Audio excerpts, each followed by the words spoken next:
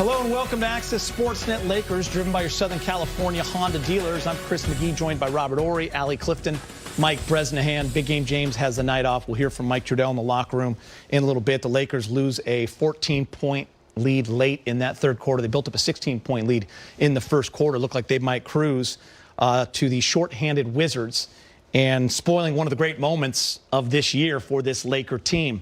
LeBron James passing Karl Malone and moving into that number 2 all-time scoring leader list. But Rob, Allie, Brez, Stu said it best at the end. Another late Laker collapse and a lesson to be learned. You have to play the full 48. And when you have a team on the ropes in the NBA, you got to put them away. Yes, especially when you have a guy like the Unicorn. You know, Unicorn hasn't been Unicorn in a while. I think he had, 16 points in that fourth quarter. You got to be able to shut people down. And the Lakers didn't shut people down in the second half because they gave him life. They got a little excited. You know, you only won one game on the road.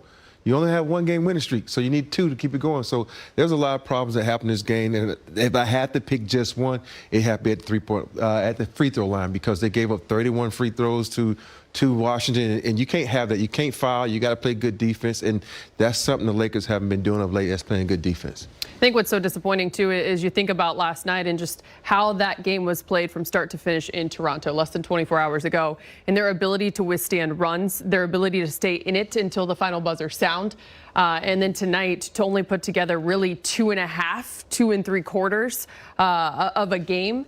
I think it just goes to show, as we've talked about, too, it's been a long time since the team has won back-to-back games, which tells you when you are not a part of a team that has the body of work, the experience, the cohesion through said experience, you can't take possessions off. You can't take opportunities off. When you have and build a 16-point lead, the mentality must be to keep the foot on the gas and take every possession as if it's an opportunity to grow together. And tonight, though it happened in just the fourth quarter after what looked pretty good for much of the game, this is the result, and it's not one that's easy to sit with. Yeah, you know, the offense really faltered down the stretch. I mean, first 3 quarters, 36 points, 31, 32, and then 20. I mean, it really fell off a cliff in the final 12 minutes there. Looked a little fatigued on the whole as a team. Got to beat up the defense, too. I mean, the Lakers shot 53% on the night. And they really, as you see, 69 points in that second half. That's just unacceptable. You're not going to win too many games.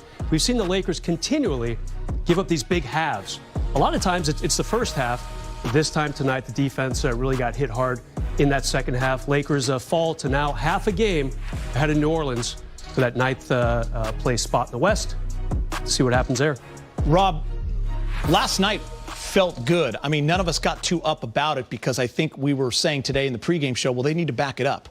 There hasn't been a back-to-back win since January 7th, so we're not going to celebrate much. But the way they won that game last night, the resilience, the coming back, Russ having his huge moment, and then you build up that 16-point lead, things started to look good. When you look at this Wizards team, 7 players in double figures, Satoransky, Avdia, Gafford was 17. Those 3 guys was 16 or more. It's frustrating. It's frustrating because you look at those guys and you look at Kuz not playing, Bradley Beal is not playing.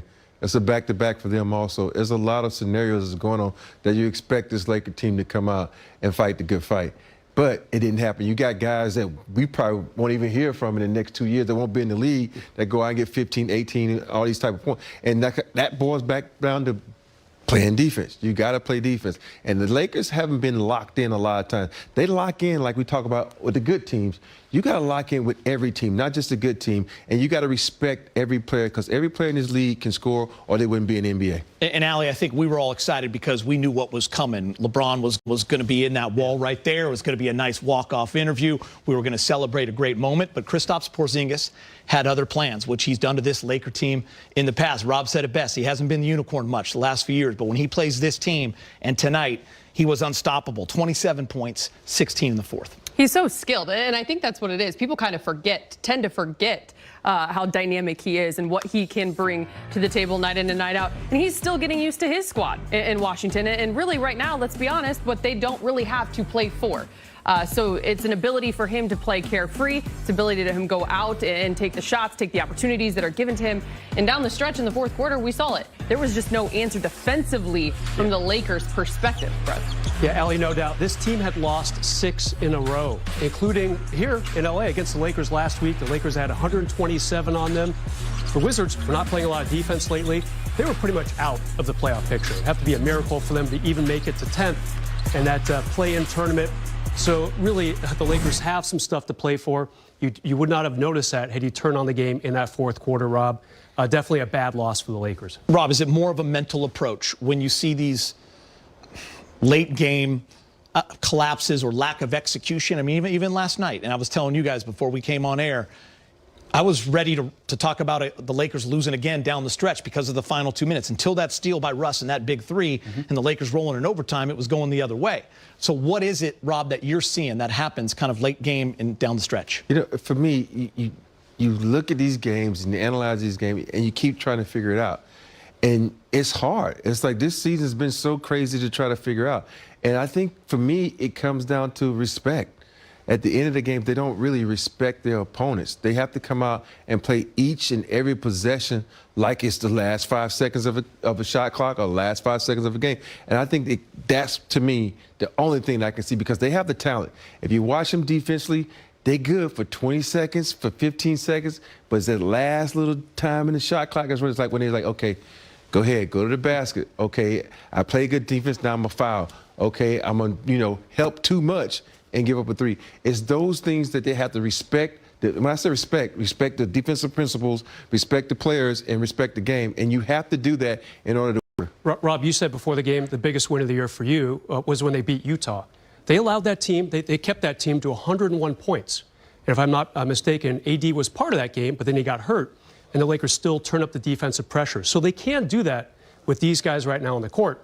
We just haven't seen it night in and night out. Yeah, I think Rob brings up a great word, Allie. Respect. Anybody who's played competitive sports, knowing we've all been on that other side where you can spoil a moment.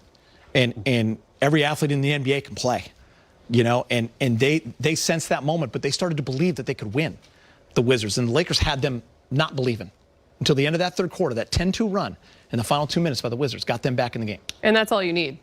You just need to see one shot go down sometimes, but also I think you add to that word respect, respecting the process. There are going to be ups and downs, but I think it goes back to what LeBron has said and said a couple weeks ago. There's not a lot of experience when times get tough for this team to turn to one another and trust one another. We talk about it every pregame show.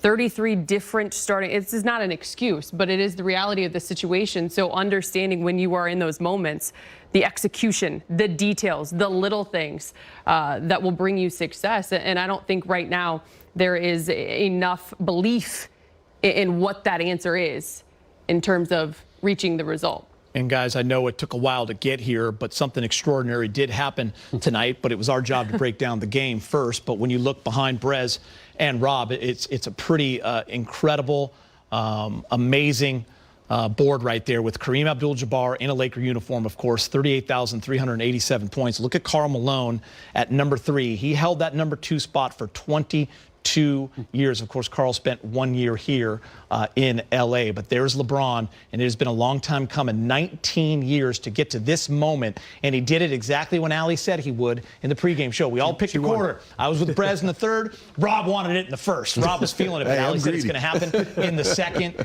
and it did, and it was pretty glorious. It was one of those LeBron runs. He's hitting threes, diving to the basket, gets a layup. I kind of wanted him to dunk it. I'm going to say that. I know it's tough to celebrate it, but we have to give it its due. What a moment for LeBron James. It's weird because you see this moment and you think about all the great plays, all the great dunks and shots that LeBron has done in his career, and to get a layup